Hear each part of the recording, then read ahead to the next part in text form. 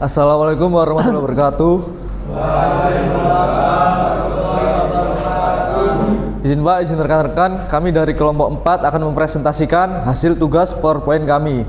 Sebelumnya izinkan kami memperkenalkan diri. Saya Taruna Muda Isra Sadul Kalam, nota 24023036.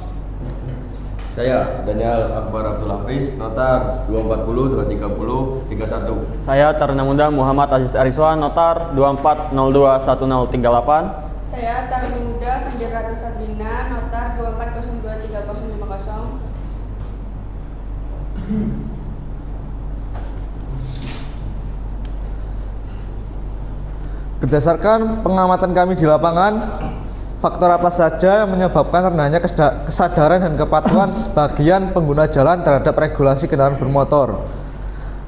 Contohnya mulai dari faktor ekonomi, sosial budaya, dan kurangnya pemahaman dari masyarakat itu sendiri. Yang pertama, faktor ekonomi. Contohnya keterbatasan biaya membuat sebagian orang sulit memenuhi kewajiban seperti membayar pajak kendaraan, memperpanjang SIM, atau memperbaiki kendaraan agar layak jalan. Penggunaan kendaraan tidak standar, misal kendaraan modifikasi tanpa izin, kendaraan tanpa perlengkapan keselamatan, dan sering terjadi karena keterbatasan dana. Dan yang kedua adalah faktor sosial budaya. Yang pertama, budaya permisif. Dalam beberapa komunitas, pelanggaran aturan lalu lintas dianggap biasa saja atau bahkan tidak dipermalukan. Kemudian norma lokal. Di daerah tertentu, aturan tidak selalu dipatuhi karena norma sosial lebih kuat daripada hukum formal. Kemudian solidaritas kelompok. Misalnya, konvoi kendaraan atau rombongan yang menganggap mereka boleh melanggar aturan bersama-sama. Selain faktor ekonomi dan sosial, ada juga faktor psikologi dan perilaku. Perilaku egois dan kurangnya empati terhadap pengguna jalan lain. Contoh, saling serobot, melawan arah. Kebiasaan buruk yang sudah terbentuk seperti ini tidak memakai helm, menggunakan ponsel saat berkendara, atau menerobos lampu merah. Infrastruktur dan fasilitas yang kurang mendukung, kondisi jalan yang buruk, dan kurangnya rambu lalu lintas, lampu jalan yang tidak berfungsi membuat aturan menjadi sulit dipatuhi. Ketidaksesuaian antara regulasi dan realitas di lapangan, misalnya jalan kecil dipadati kendaraan besar tanpa pengaturan yang memadai. Terus kurangnya pemahaman dan pendidikan. Minimnya edukasi lalu lintas sejak usia dini menyebabkan banyak pengguna jalan tidak memahami pentingnya keselamatan dan aturan berkendara. Ketidaktahuan tentang konsekuensi hukum dan resiko kecelakaan membuat aturan terasa tidak penting untuk ditaati. Terus ada penegakan hukum yang lemah. Penegakan hukum yang inkonsisten atau bahkan praktik korupsi di jalan raya seperti tilang damai menurunkan kepercayaan masyarakat terhadap aturan. Minimnya patroli dan pengawasan, terutama di daerah pinggiran, membuat pelanggaran sering tidak terdeteksi.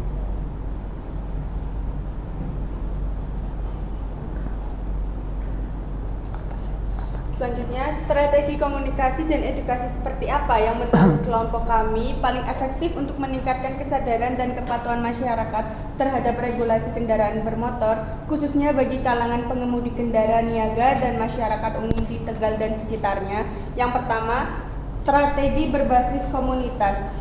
Menggandeng komunitas lokal seperti paguyuban sopir, komunitas pedagang pasar, hingga kelompok tani untuk program edukasi langsung. Sosialisasi melalui tokoh lokal, misalnya kepala desa, ustadz, pengurus komunitas, karena suara mereka lebih dipercaya masyarakat daripada pejabat luar. Yang kedua ada kampanye visual dan audio lokal. Spanduk dan poster edukasi dipasang di tempat strategis seperti terminal, pasar, warung, dan masjid, menggunakan bahasa Jawa Tegal atau campuran Indonesia Tegal agar lebih membumi. Radio lokal dan pengeras suara keliling membuat iklan layanan masyarakat yang ringan tapi mengena, diselipkan humor khas Tegal untuk menarik perhatian. Kemudian strategi yang ketiga yaitu pelatihan dan simulasi langsung. Workshop dan simulasi keselamatan berkendara, misalnya cara menghindari blind spot truk, pentingnya cek kendaraan harian, diadakan rutin di terminal, pasar, atau area komunitas. Bisa dikaitkan dengan hadiah sederhana seperti voucher BBM, sembako, supaya menarik minat masyarakat. Dan yang keempat, keterlibatan pengusaha dan perusahaan. Untuk kendaraan niaga, libatkan perusahaan transportasi, logistik atau pabrik agar mewajibkan sopir mereka mengikuti pelatihan rutin tentang keselamatan dan regulasi lalu lintas.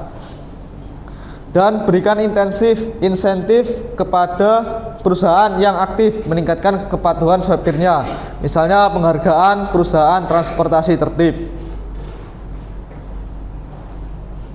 Dan yang kelima, penguatan melalui media sosial lokal. Buat akun media khusus Instagram seperti TikTok, Facebook yang berisi konten ringan tentang keselamatan berkendara, misalnya video singkat, humor seputar pelanggaran lalu lintas, testimoni nyata dari korban kecelakaan, tips simpel menjaga keselamatan di jalan.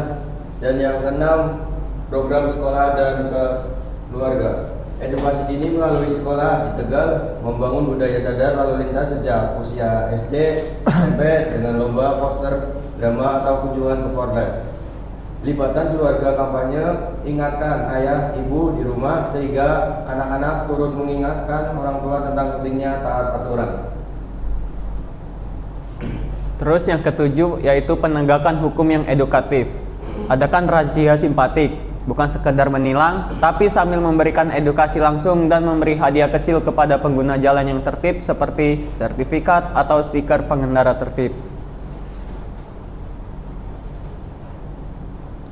Sekian presentasi yang dapat kami sampaikan. Selebihnya mohon maaf. Wassalamualaikum warahmatullahi wabarakatuh.